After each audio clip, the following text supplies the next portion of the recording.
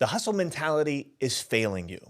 It promises a life of busyness, but it can't promise a life of fulfillment. Eventually, you become aware of the potential to work your whole life, making no real progress, spinning your wheels, not moving any closer to your dreams. This is why the path to the unleashed life doesn't begin with doing things. Yes, action is important. Yes, you must start before you feel ready, but that effort will not be fruitful unless applied in the right context. So let's dive in.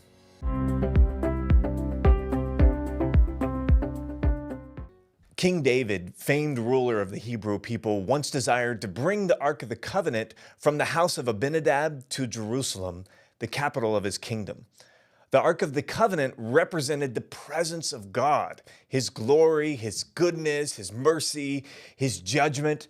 Everything around the Ark was impacted by His presence. Obed-Edom, who held the Ark in his home for just 3 months, had experienced tremendous favor. He was blessed. The Bible says his whole household was blessed, and David desired to bring that experience, that same blessing of favor, into his home, in the capital city, and throughout his kingdom. So he got to work, right? He built a brand new cart, and he selected the most impressive oxen. He selected a day and gathered all of his strongest people, and then they set out to move the ark to Jerusalem. But David didn't realize that he was setting up a nightmare situation. They didn't get very far before the cart hit a few bumps on the road, and this cart that they had built and the Ark of the Covenant on top of it became unsteady.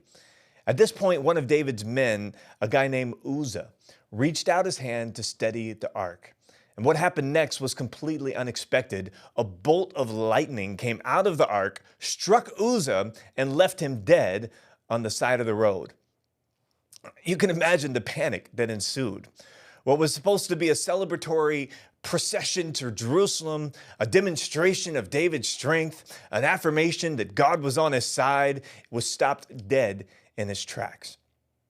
Maybe you can relate to this story. Have you ever stepped out to do something that you felt that you were supposed to do? Have you ever responded to a desire in your heart by taking action only to see your efforts end in disaster? Was it gut-wrenchingly painful? Did it cause you to hesitate, to maybe reconsider even pursuing your dream? Well, David was completely shaken up. I mean, here's a guy who had devised battle plans, conquered cities, defeated his enemies, and won the favor of all of his countrymen. But when he put his efforts towards a seemingly simple task, he not only failed, but he lost a friend in the process. It was crushing for him. He went home to Jerusalem, and he didn't try again for 3 months. As David reflected on his defeat, he began to see where he had erred. David's hubris had led him to believe that he could accomplish his desire in his own strength. In fact, the name Uzzah, the name of the man who died, literally means strength. The whole story is an illustration of what it looks like to attempt to achieve your desire in your own strength. Now, don't quit on me here, because I understand that you must own your dream, right? That you can't wait around on God or someone else to do your dream for you. You and I both know people who fail to take action and never move forward toward their desires. But we also have to admit that we know people, often ourselves, who take massive action, work extremely hard, and don't experience fruit from all of their effort. And this story tells us why. In this story, David was a classic hustle guy. He built the cart, he hired the muscle, he charted the most direct route, and he literally attempted to pick up God and bring him along for the ride. Now contrast that with David's second attempt, when David finally decided to give it another shot. This time, David didn't build a fancy cart pulled by oxen. Rather, he took poles, inserted them into the ark, and had a certain family, the Levite family, place the poles on their shoulders and carry the ark to Jerusalem.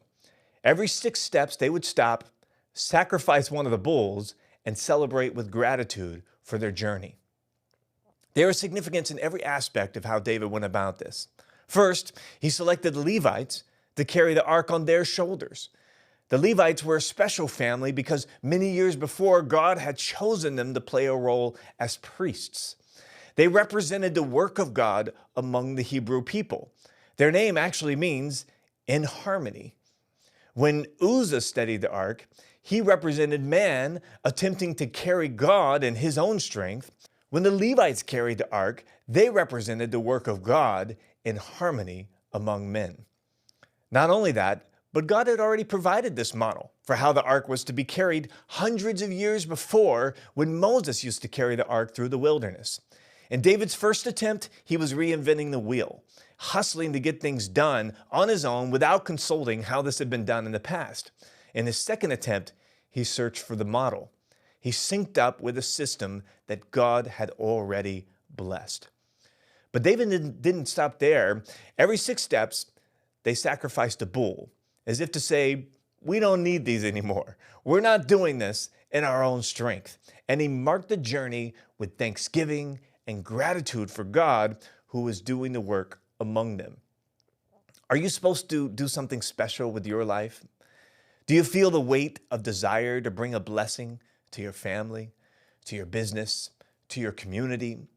Is it important to you that you live a life of significance? Is what you want to do and who you want to become trapped behind the limits of your own capacity? If that's you, I've got good news. You were never meant to carry all of this alone. The same God who placed the desires inside you is also going to do his work among you. He's going to carry it on his shoulders. He's going to bring his goodness and his favor into your life. He's going to display his glory through you. You're going to be so filled with joy and gratitude that you'll be like dancing like David did, with the biggest smile on your face the whole way to the finish line. But you're not going to do it in your own strength.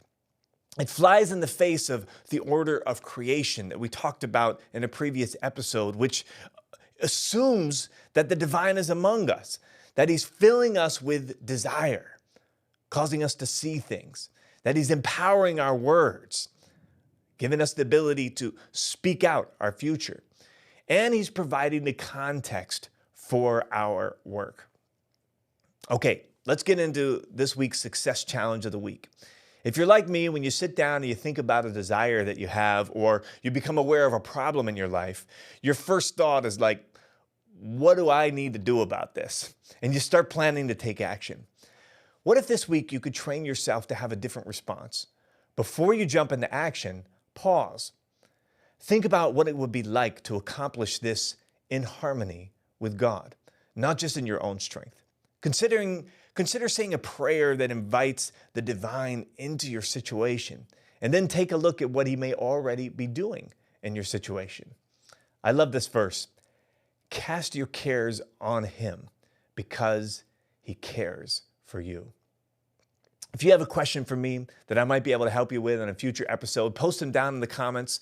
We love to hear from you, and we like to create content that's super helpful and relevant for you. So put those down in the comments. My team will tee up those ideas for future episodes. Until then, have a great week, and I'll see you in the next episode.